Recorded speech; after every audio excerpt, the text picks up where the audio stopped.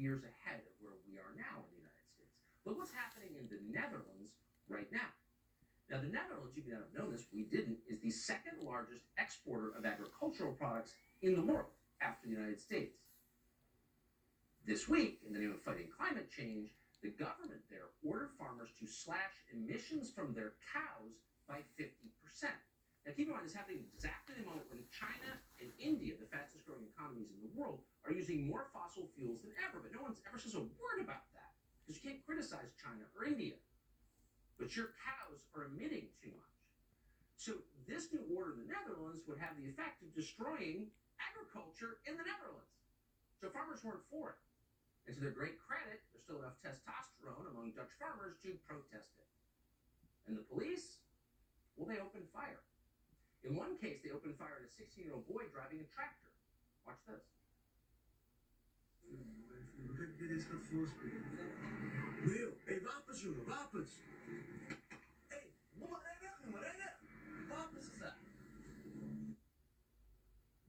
So that's Western Europe, in one of the supposedly most civilized countries in the world. This is what climate activism actually looks like. Men in uniforms shooting at 16-year-olds. But the protest didn't stop because for the farmers, for the country, everything is at stake. Dutch farmers just sprayed manure on a city hall. You're seeing that footage on your screen right now. And just as we saw in Canada, large groups of farmers are taking over city centers there. Here's what it looks like.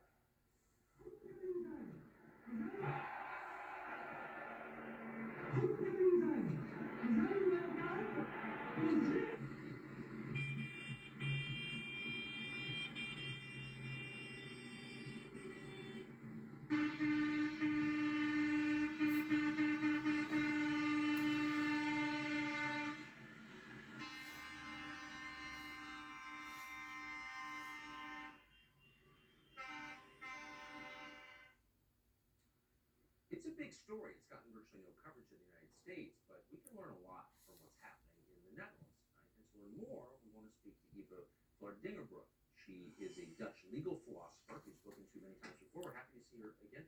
Eva, thanks so much for coming on. So just summarize for us who are not familiar with your country, what exactly is this about and what do you think that it means?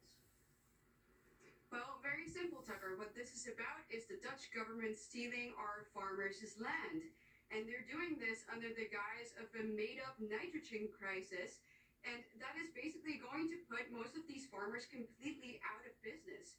And thankfully, the Dutch farmers aren't having it. So they're going out in the streets, they're blocking distribution centers, they've blocked the high roads, they are fighting back. And they're right to do so. This is their life's work. They're really at their wits' end. They're devastated by what the government is doing. And, well, it's very clear that the government is not doing this because of a nitrogen crisis. They're doing this because they want these farmers' land and they want it to house new immigrants. They also want it because the farmers are obviously standing in their way of the great reset plans that they have for us. So, yeah, farmers are hardworking, God-fearing, and especially self-sufficient people that are just standing in the way of their globalist agenda.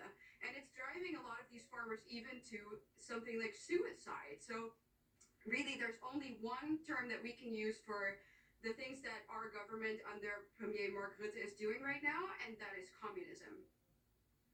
So messing with the food supply tends to cause food crises and then famines. You're seeing this in the developing world thanks to climate activism and the war in Ukraine. Are normal Dutch citizens who aren't farmers worried about what happens when you shut the farms down? Absolutely. They understand it. No farmers, no food. And that's why the farmers have blocked these distribution centers, because within a matter of a couple of hours, we saw that the supermarkets were empty. And ordinary citizens understand this. The problem is that the state doesn't seem to understand this, or it's what they want. And the police have responded in an incredibly violent way. So as you guys have seen now, they have even shot at a 16-year-old boy. These are not things that you should see in free Western countries, especially not targeted towards peaceful protesters, but it's happening. And not just the Dutch people, everyone around the world, and especially you in America, should be supporting our Dutch farmers because, well, this could be happening to you. It's actually the very reason why I'm wearing this handkerchief right now. It's become the symbol of these farmers' resistance, and they're doing it so courageously, and they have the manpower to do it, so they really deserve your full support. We should be worried about the big things. The food supply is the biggest thing. So we appreciate that explanation, even for our dinger blood.